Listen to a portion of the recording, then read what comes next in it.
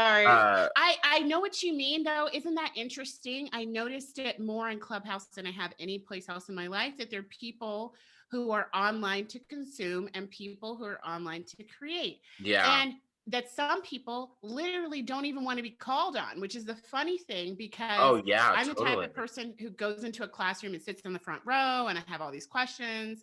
If I'm not there, that means I hate it there, right? But if Yeah. I went in voluntarily, I'm straight to the front. But there are Yeah. all these people on Clubhouse who hate it when you call on them. They Yeah. don't want to talk. They do want to enjoy the full hour with you, but they don't want to engage. Yeah. And so you keep finding that you thought you were going to go in there and create community, and Yeah. people want to take a class from you. Yeah. Yeah. Yeah. Well, that's also good noticing too. And I've been talking to my coach about this because, like, for me, this like goes into I deal with such imposter syndrome and such and a bit Mm. and and like I know I have a big voice. I know I have a lot to say. And trust me, as you guys know who are listening, I can say what I need to say. And I'm also the person that's like, well, why would people want to listen to me? You know what I mean? Like why Mm. so like I I get to grow in that space where like, I created this platform, I created this community. People are obviously here to like receive something. Give it to them, boo. Give it to them. But I haven't figured that Oh, out. I love that. That's such a common barrier, but it's so surprising to me for it to come from a comedian, because in my mind, comedians and actors and people who do theater are the most brave people on the Yeah. planet, because like Yeah. every time you do your art, you're at risk of being criticized or torn apart, Yeah. and Yeah. people don't pull punches. Like they're legit, it's a job to criticize what you do, which is fucking crazy. Like, thank Yeah. God that it's nobody's job to criticize me except for, like my boss periodically, but it's not my job, right? Thank God. But that's so interesting to hear it coming from you too. So it gets us all. That's helpful. That hmm transparency helps me out. And I Oh hope it yeah. helps people listening out. Even I mean, because for me, it's also a different medium. Like I can Mm. go on stage now, like because I've done stand up, if you will, for so long that like I mean, I still get jitters, I still get nervous for sure. But there's a point in the like by this point, I'm like I'm funny, like the Yeah. feedback is I'm funny. And with the queer podcast group, there is a level of like, I mean, I've been podcasting for a year and a half. I have a sponsor now, all that stuff. But like, all of these things are like more like on paper, yes. But in real life, I'm still like, I'm just in my bedroom, like trying to figure it out. Like,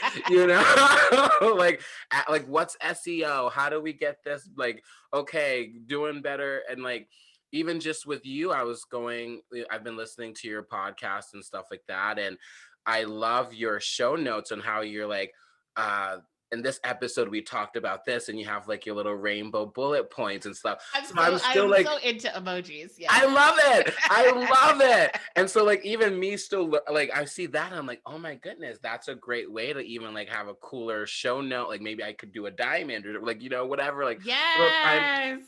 So that's where I'm still going. And that's why I wanted to grow it in the sense it's like, as even though I have been doing what I've been doing, you're doing something that could work for me. And I want us to all learn from each other in that way. And I still get a Yeah. step in that space of like, okay, maybe I'll just pick up what Dalia's doing. And then I guess I just tell everybody else. I don't know. Well, it's so strange. I keep wanting to be at a point where I'm completely free from imposter syndrome and I don't compare myself to other people. And a friend that I think I also met on Club. No, I met through podcasting. Podcasting is great for growth. And Yeah. technically, I think anything could be a spiritual journey or professional or personal development journey, but something that you do consistently that keeps introducing you to things you're not familiar with. Yeah. Wow. If you want to grow really fucking quickly, be an entrepreneur, be a Yeah. podcaster, keep putting yourself out there, and have to do it on your own. Don't have access to generational wealth while you're at it. Have to do all the shit by yourself. Yeah. You don't have an editor. You're not a graphic designer, but No. at least there's Canva now. There are just so many things Yeah. that you have to learn how to do. And to me, the biggest barrier is being comfortable with looking like a beginner, because Yeah. I know, I don't know if you had the same experience, but for me, I was always told folks of color need to do, 3 times as much work Look and at this. work so much harder. Yeah. Make sure that you also understand that you will get a fraction of the credit that some mediocre cis white het dude got Yeah. for turning out some bullshit, Yeah. with the advantage of all kinds of generational wealth and stuff. Yeah. So even though I think in a lot of cases that's not true, Yeah. I've heard it so many times that I keep feeling like I'm not doing enough and I better not press publish because it's not perfect yet.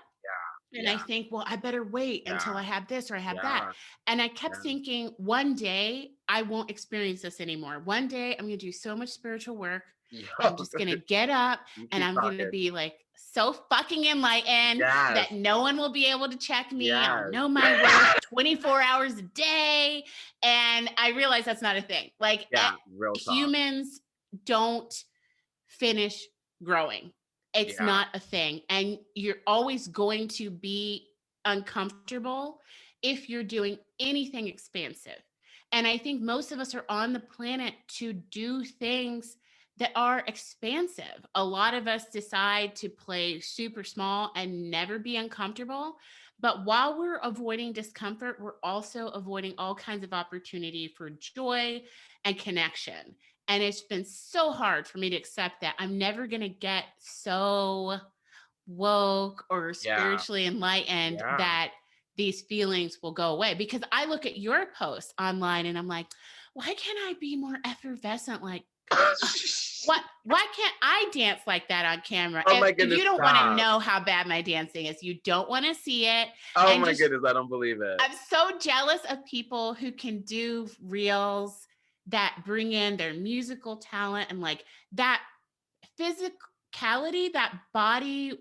With not everybody has that. Some of us have poor spatial awareness.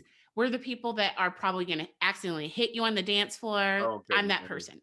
Goodness. And that person doesn't need to be making reels. And I've seen people doing it.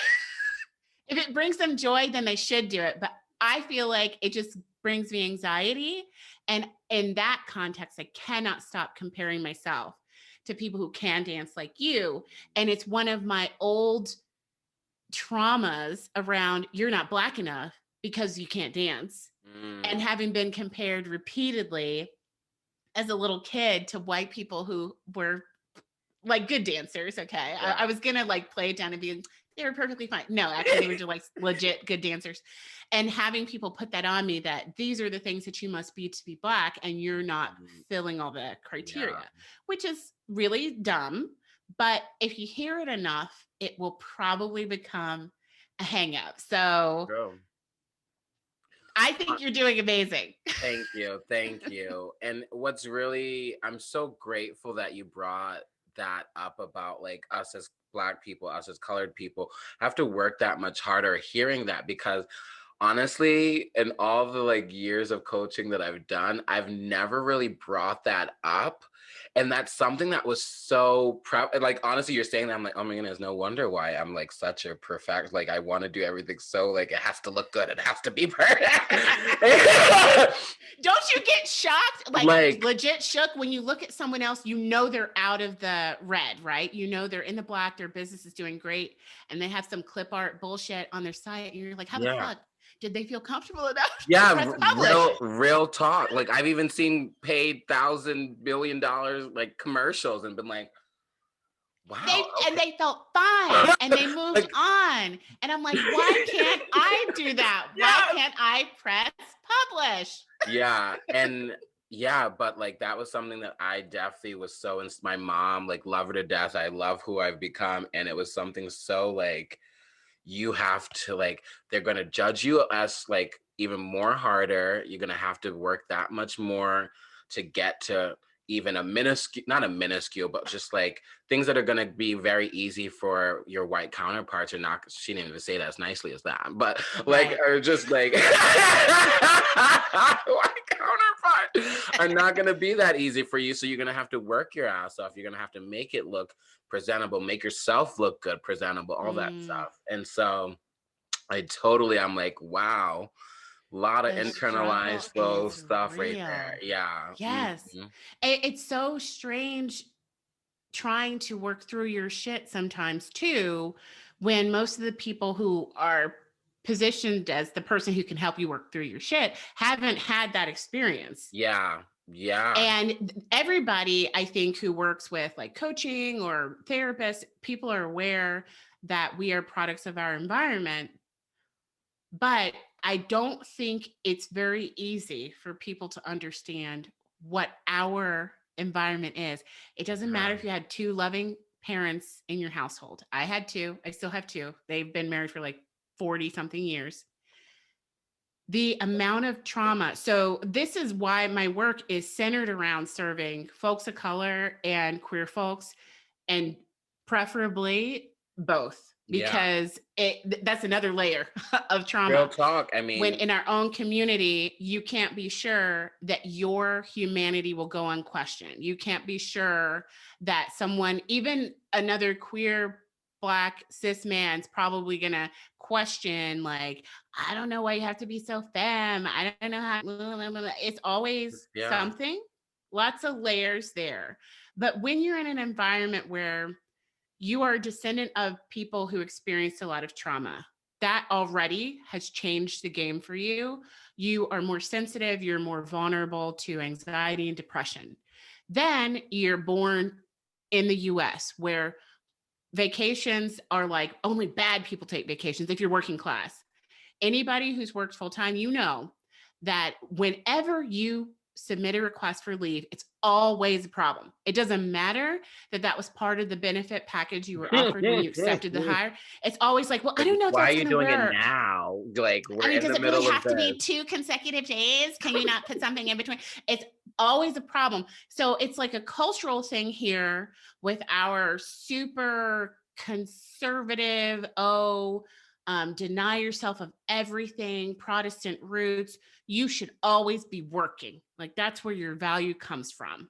And since we are kind of stuck in it, even if that's not our own culture, that's what we internalize too. So then on top of that, you think, well, I also have to prove that I'm a good one, even though God help you if that language in your head hasn't changed, but that's essentially what it is. Like, we may be using different words for it now. So I have to prove that I have value through labor. And then you think of all the things we've watched over the years where the person of color character, the Black person, they are not center in the narrative. They're a catalyst for the growth of the white lead. So you're there either for emotional support, you're there to tell jokes, or you're there just for straight up wisdom. How many times have we seen that magical Negro trope? How many times have we seen that the cool sidekick or the cool friend, they don't have a story of their own. We never see their house. They don't ever date anybody, but they're there to show us, like, this white lead is so cool. They're so nice. They're not racist. Like, never mind that they've never provided emotional support to this character. And no shade against the actors. They didn't write it. But I mean, that's the way these things keep being presented to us. We have internalized that. And so many people, I meet people all the time who tell me that I haven't been oppressed. You don't live in the hood. Number one, you only know where I live now, so you don't know what you're talking about. And then secondly, just because you achieve some level of access, you don't get to opt out of all the racist bullshit. You don't get to not be affected by the fact that every time you see someone who looks like you on television, they are part of the scenery and they're no more important than like a chair in the room, or they're being beaten to death, or in some other way being criticized and torn down. And it's really funny to me how many people want or like to a villain edit or some type of thing like that. Exactly. Yeah. I even think about the things I watched as a child in cartoon form. Um, you look back and so many of these characters that as a kid, you didn't consciously read this character is supposed to be Black, but you still got it on some level. And when you look back, it's super freaking obvious. Yeah. Like the lazy crows in certain animated movies. I'm sure we remember. I know And exactly who you're talking about. You know, like what does that do to you? So when people this past year, kept acting as though racism is something that other people have a problem with, especially liberal white folks who were stuck on maybe their relatives that express their racism in overt ways and refusing to do their own work because we cannot change other people. We can't. Yeah. And other people's racism should not be our problem. Now, when we come to trying to change policy because of the ways in which other people's bigotry becomes our problem, like if you're a trans kid and you need to put your puberty on pause, now other people's bigotry has become your problem. Real talk. Real So talk. to me, the fight is getting to the point that we have legal recourse when our lives are interrupted by other people's bigotry. But I do not believe it should be our goal to help all these people understand our humanity. I am tired of trying to validate and explain my humanity to other people. I'm not going to do it anymore. And one of the biggest things I struggled with going through 2020 was realizing how many ways I had played down my Blackness to make other people comfortable, and how many ways I had allowed other people to define what Blackness is for me. Because I'm half American and 1/4 Afro-Cuban and 1/4 Jamaican. First of all, the diaspora has never been a monolith. But Mm. even as recently as if freaking Biden said it, like the Black community isn't diverse like the Latino community. How do you know, old man? How do you know? And that is the common belief. So he's a perfect example of someone who isn't as overtly racist as the piece of shit Cheeto that came before him. However, he Totally. still I does mean, we not know all what he's heard. talking about. Yeah. I mean, we all, you're not Black if you don't vote for him type of thing, too. I was like, Well, how do you like how everybody refers to the Black vote like it's the one person? This one person, like none yeah, of us have met? yeah. The one person. Interessante.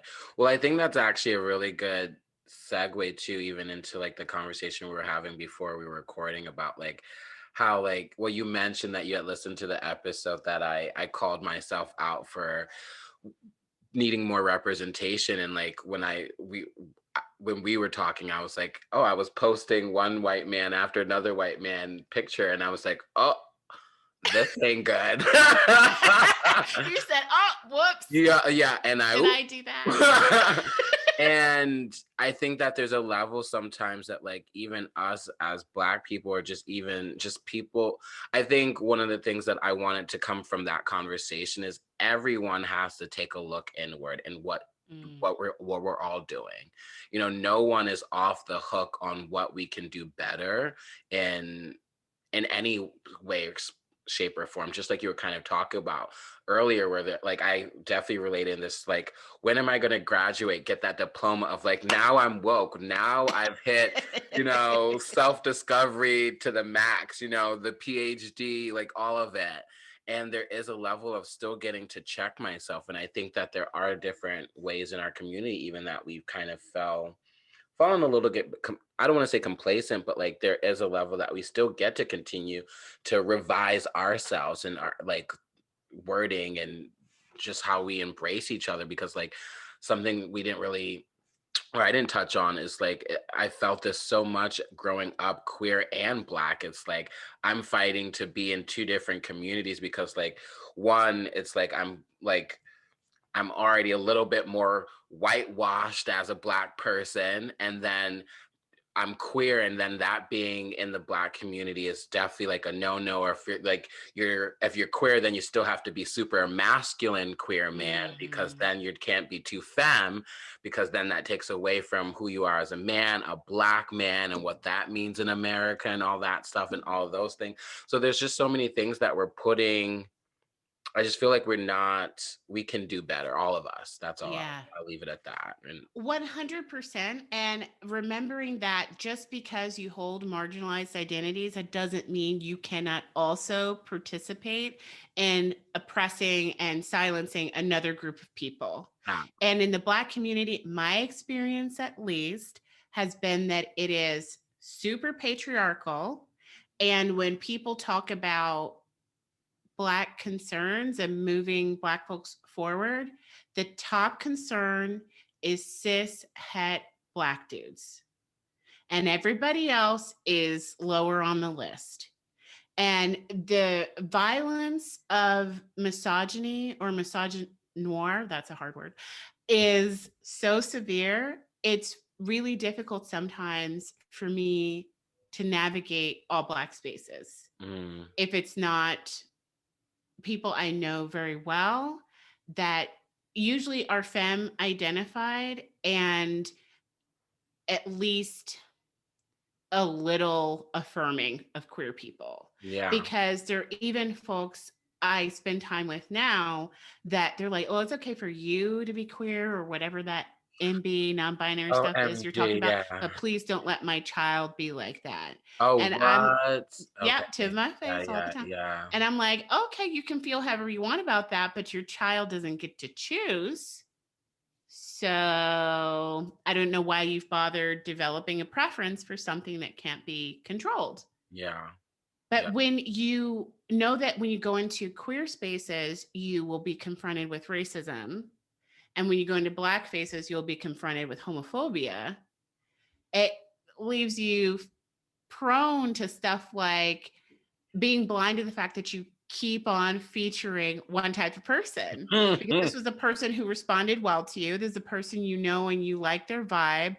And we also only make up a fraction of the population of the United States. So just numbers wise, unless you live in like a small bubble, the majority of the folks you know are going to be white. That's what's been so interesting to me this year, hearing how some people are more concerned about their own feelings than the lives of people who are experiencing systemic oppression and who get super defensive when you try to explain, like, yes, I know you and I love you, and you are not concerned with the liberation of these marginalized identities that I belong to, and that's a problem for me. Yeah. I literally don't know how to stop loving cis white men. How do I do that?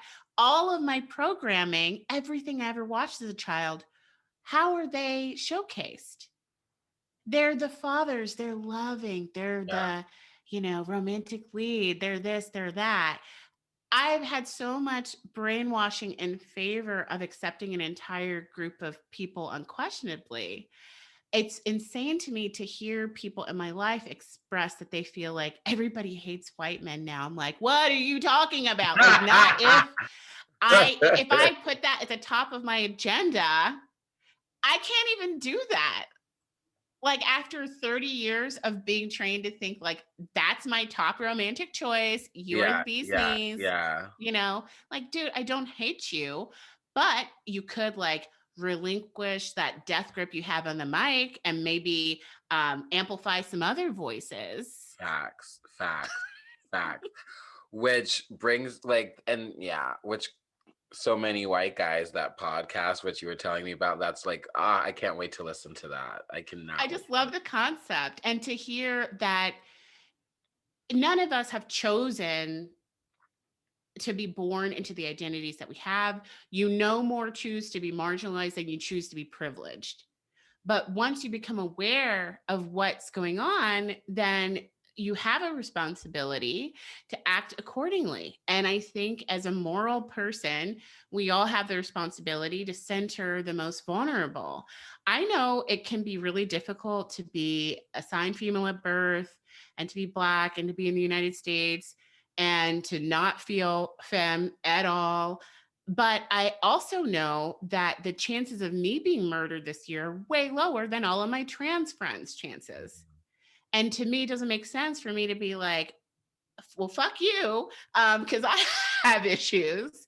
It just doesn't feel right to me. But I do feel like everybody needs to answer whatever call they receive when it comes to activism. Some people are going to march. Some people are never going to do that. Some people are going to visit Capitol Hill. Some people are going to do activism from a stage. It's all good. But the most important thing is remembering that just because we are receiving some form of abuse doesn't mean that everyone else's abuse is not important, and it's not a competition. To be human is to be in pain. So people who think when you talk about your pain, that means you're assuming they don't have any, are confused. Everybody's in pain. Like everybody's working through Yeah. stuff. But some people are so vulnerable. We really need to focus on them. Yeah. Yeah. Without a doubt. Without a doubt. And I'm gonna pivot a little bit because this is a little like everything we've talked about is like exactly what I love talking about. So I'm not gonna take away from that. But I also want to give some space for you to talk about your work. I know a little bit of that is kind of mixed in there in some ways, you know, as a social justice warrior as well. But I know that you do so much more than that as well. But I want to talk to you a little bit about some cooler diamond moments maybe you have. But do you want to introduce some work that you do as well? Yeah, all of my work, I'm a registered dietitian and I focus on using the body as an entry point to personal growth and experiencing more peace in your life in general. So, in your body doesn't always feel like a safe place to be. And a lot of the messaging we get tells us that to protect your health and to be a responsible adult, you need to deprive yourself. You need to feel bad if you're in a larger body. You need to concern yourself with how other people perceive your body.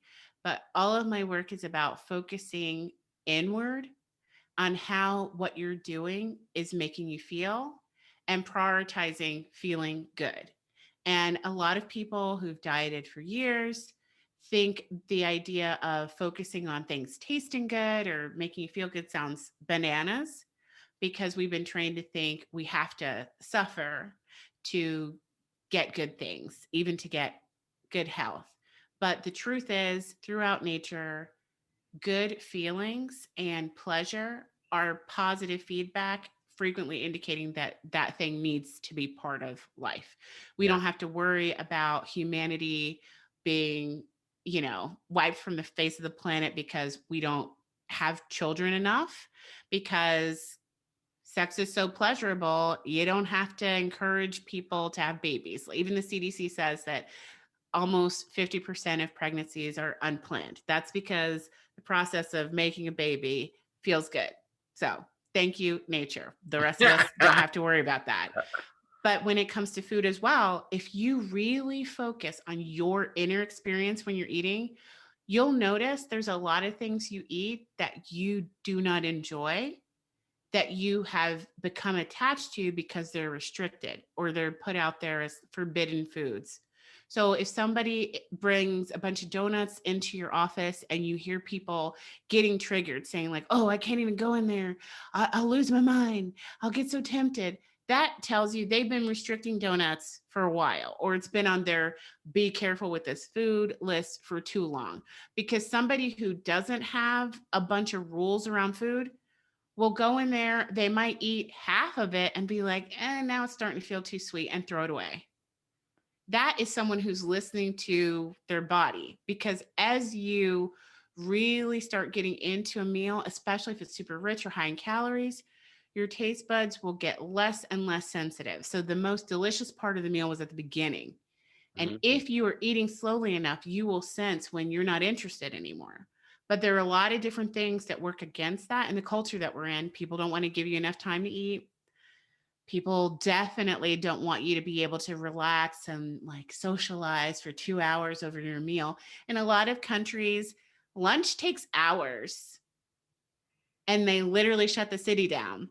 But Yeah. not here, because Yeah. I remember years ago when I traveled to Spain I was gonna and say Spain is like that. Yes, yeah, yes, I yeah. thought I was going to run errands on my lunch break.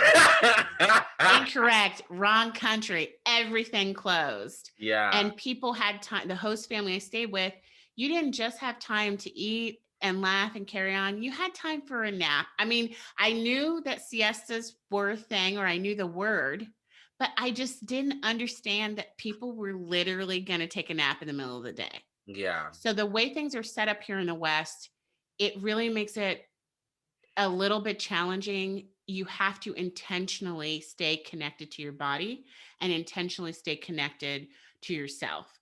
But I love using eating as a entry point for mindfulness because we do that several times a day. And if we're feeling super busy, we may feel like a meditation practice doesn't feel obtainable, but you can eat mindfully, Mm, and that will help you over time get more and more connected to what your body is telling you.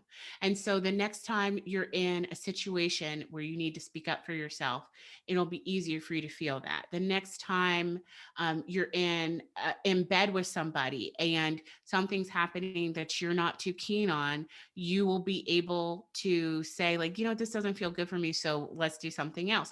It really affects you in so many areas. And so if you don't eat in a mindful way and you diet all the time because people have convinced you, and this is definitely due to no fault of our own because this messaging is everywhere.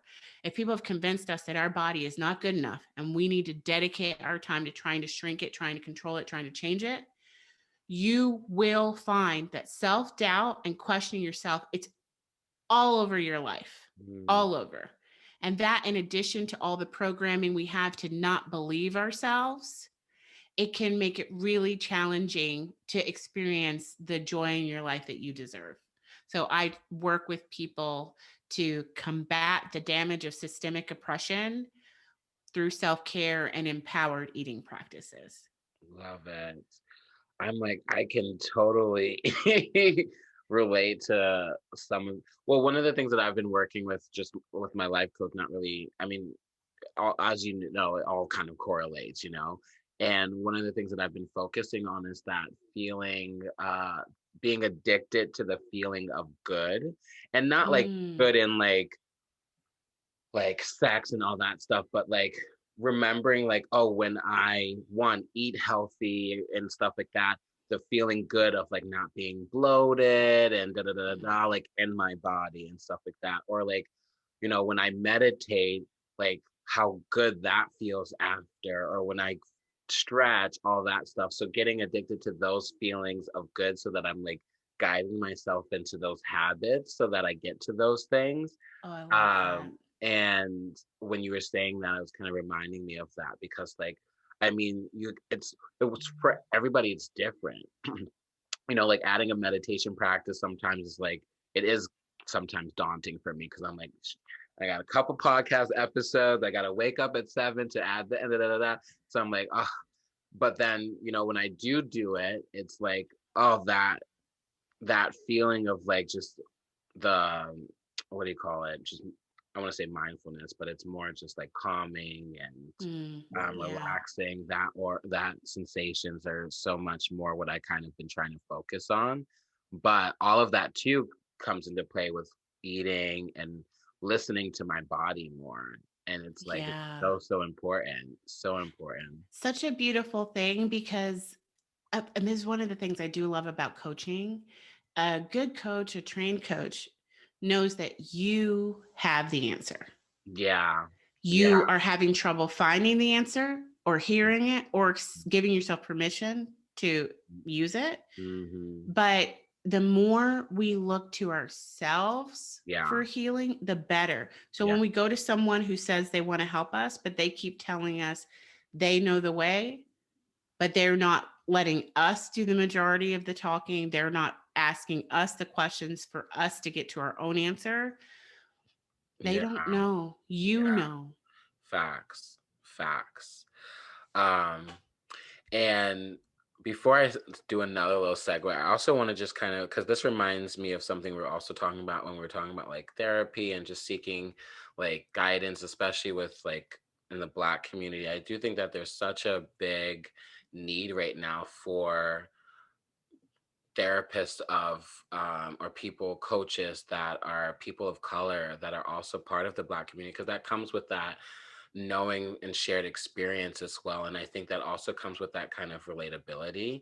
And I also think that like in our community, like self work and therapy and that type of like inner thinking is so sometimes like one taboo, or like, what are you doing, what are you spending your money on, Right. like why are you going to go talk, like those people Like don't know it's a you, they don't care, luxury. like they just want Oh, your money, yeah. all that kind of like just different things, like it's a lot, there's just so many aspects, so many things that like my mom is so like it's weird because she's like she works in the medical field, but she's so anti-therapy because she's like, I don't want people know my business. Like I know my business. Like God will handle it too. And I'm like, yeah, girl. I mean, yeah, yes. Okay. But I just think that, in our community, the more people that are going to therapy, but also the more people that are able to give that therapy, that are able to do Mm, that self-work and then share that. So I wanted all of that to say thank you for your work too, that you're doing on yourself to be able to share that with other people. I thank think you. that's just so beautiful because so needed right now. It really is. And only 2% of dietitians in the United States are Black. So Mm, there's not a whole lot of us. And yeah, like we said earlier, unfortunately, a Black face doesn't necessarily mean it'll be a safer yeah, space, facts. but it does at least help. Sometimes, just if you've Help had some so much people. trauma, yeah. I was lucky because right out the gate, I stumbled across someone who that was the focus of their studies. And it was a white cis het lady, but she had spent years studying this and presented things to me that I had just never processed. So it was a lot of things that I knew intuitively, but because my experience said, no, this isn't true. This can't be real. Like I thought it was a big deal, but Yeah, everybody said it wasn't a big deal. yeah, It was just very helpful for me to have my life experience validated. And in therapy, I really felt like it was me finding my own solutions, but listening to someone who had been paid to be neutral and paid to only give me answers that would be in service to me. And that is not something that our friends can do for us because they're being friends, they're not therapists. So I they're don't really biased. feel like there's a replacement, for Yeah, therapy. no. And they're just like they're putting their own stuff in it, their own traumas, their own experiences, their own I have because I've come from I've done a lot like a lot of trainings that come from like looking inward and like asking more questions, and like I have a lot of coaching friends, so a lot of my friends do know a lot about like just asking questions and like not you have your own answers type of thing, but they're and being a little like being more neutral than a lot. Some of them still have their own like Right, right. but friends aren't neutral. Friends are not neutral, and most friends are pretty much like, in my experience, going to tell you what you want to hear. Even the good ones that are like, there's a certain level of realness that you get, and it's like the realness that they think Mm. that you can handle as well. You know what I mean? Yes. Yes, and that they think the relationship can handle. Fact. Because I will tell things to my best friend that I won't tell other very close friends that I think if I tell them something that they really don't want to face, they're going to kick me Yeah, to the yeah, yeah, curb. yeah, yeah, yeah.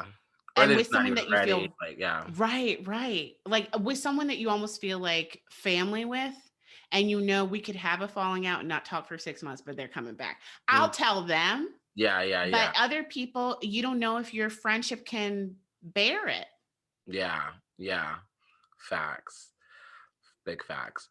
There's no real segue I have to lead into this, but I really want to try this little diamond goodie bag of questions. So, guys, you guys haven't seen this yet, but I have in this bag a bunch of diamonds. We'll show you the diamonds because they're super cute. You can get them on Amazon. I actually send these out to some guests, and not actually, I haven't done it to a lot of guests this season, but for Christmas last year, I gave out these Oh, diamonds I love it. and these in these bags with coals as well. So because the diamonds are already your diamonds, but you need some coals so you can turn them into diamonds. Oh, I love that. I love your framing that you even explain. I don't know if it was an intro or if it was in a particular episode that it takes a really long time for a diamond to form. Yeah. Like, I think this is very important to point out. That's beautiful. And so it takes a long time for them to form. And the process and the chemical bonding is one of the strongest bonds. So whenever you have the diamond that's actually made, it's usually there for like the longest anything could ever be there, you Oh, know? I love So it's like, that. and a science, like a, because I didn't even explain it that nicely, but somebody who's like all into science actually told me that. They're like, oh my goodness. And I love your analogy because when it's like the carbon, da da da da da da. And I was like, oh, cute. But I love that. You see how you can know things intuitively? Yeah. And we could receive that message from you even if we didn't remember anything we learned in chemistry. And it's all good. It's like beautiful that they added that layer, but at the same time, the way you conveyed it, something only you could do. Oh, It, thank it you. takes all kinds. Yeah, I appreciate you. And so there are some little spicy questions in here. I call them spicy, but they're really not that spicy, but they're totally unrelated to everything we've talked about. So that kind of makes them spicy. And they're kind of geared to get to know you in a different side as well. So I'm just going to put in my little hand in here and you're going to tell me when to stop. And I'll probably just pull out a question. Okay. Sounds good. All right. Is that the stop? Yes, that's the Oh. start. I was like, you're just clear on the instructions. That's good. Okay. All right. This is foolish. Have you ever peed in the shower? Oh, this is so funny. I heard this on another podcast recently, and one person was acting like it was so disgusting. I thought everybody peed in the I shower. thought that too. That's what actually, I didn't hear that podcast, but I did have this conversation. It was one of those like Cards Against Humanity type questions or whatever. And people were like, oh no, I didn't pee in the shower. And I was like, Stop what? lying. I Stop thought everybody lying. peed in the shower. I thought that was just a humanly scientific thing. Like the body couldn't handle being in the shower without Well, peeing or something. it feels like that's what you should do while you're in there before you start your official shower. It feels like. But I can understand maybe some people being weirded out. I personally will not bathe because to me baths make no sense because you're sitting in your own filth. But baths are a whole thing. People love that. So I think it's so weird. I certainly wouldn't pee in a bath if I had to take a bath for some reason. But I really just don't understand why people don't like the peeing in the shower thing. I'm saving the planet, right? Didn't we just save a flush? Yes, totally. It's green. It's convenient. What's not to like? What's not to like? I was so I literally thought it was an everybody thing, and I feel like the people that say no are lying. But I'll take it for face value. I'll take it. I'm gonna go in here for another question though. Stop. Okay. Actually, my hand was on that one question for a while. Was I still supposed to pick You say it? Are you gonna say it? Ooh, this one is kind of a spicier one, but not like that crazy. What is a secret you haven't told your parents? Oh. Yeah. The problem with that is if I say it here, what if they hear it? Then you'll have to tell them. Okay, before, of course, my mind went to something that was like way too spicy. Yeah, because yeah. Thinking back to my childhood, I don't know if other people have done Medium this. spice. Like if you do something shady and you get away with it, and then you just choose to never disclose it, and then it seems stupid to admit that you did it. Facts. Yeah, I remember like stealing change from a change jar. Oh my goodness. And yeah. everyone assumed my little brother took it because he had sticky fingers. And I totally let him take the wrap. Oh my goodness. I never said anything. And it was kind of pitiful because it like added to a negative perception of him and the sticky fingers. Oh and he felt so frustrated because he knew he didn't do it, but he couldn't prove otherwise. And being an evil older sister, I just let it ride. I was just like, that's life. It's so bad. Like the things things you do to your siblings. I have since had to apologize for being like such an asshole. I kept thinking that if I treated him bad enough, he might run away Oh and I my could be the God. youngest again. I was Stop. that evil. I was like, yeah, if I just keep on piling on, he'll leave and I'll be the youngest again. And no one will miss him, right? Because that's how that works. But luckily, he made it through his childhood in one piece and he accepted my apology. Oh my goodness. What's funny is I grew up an only child. And for a long time, I always wanted a sibling for like stupid stuff like that. Like just to be able to grow up. Well, I guess in that time, it wasn't like I want to grow up and say this, but it was just to have those like sibling fights or rivalry type thing, pin it on them. Cause like obviously it was me. Crazy experience.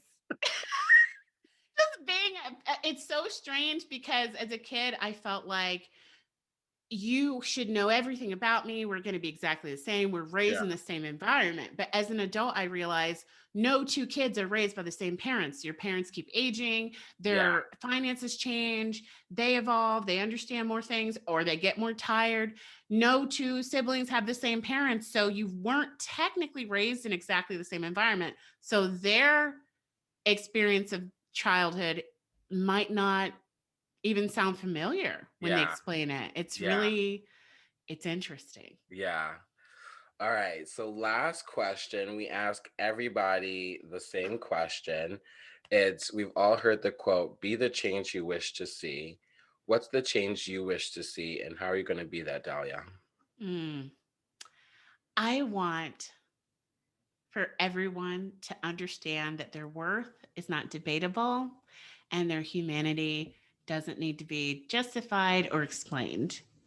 And I try to be the change with the work that I do, but also understanding that I have to continually do my own healing work so that I can manifest some level of liberation in myself and serve the people around me, even if it's just as an example of someone who feels comfortable in their body and who knows that being yourself, whether that means I'm aging or I'm gaining weight or I'm becoming more vocal about things that trouble me in the world, none of that can separate me from the love of the people who are meant to be in my life. Yes. Yes. Yes. We love it. We love it. We love it. We love it. Well, thank you for being here with me. I appreciate Thank it, you for especially in the having me. scheduling conflict too, with like the audition and all that stuff too. So Yeah, I hope you get it. I know.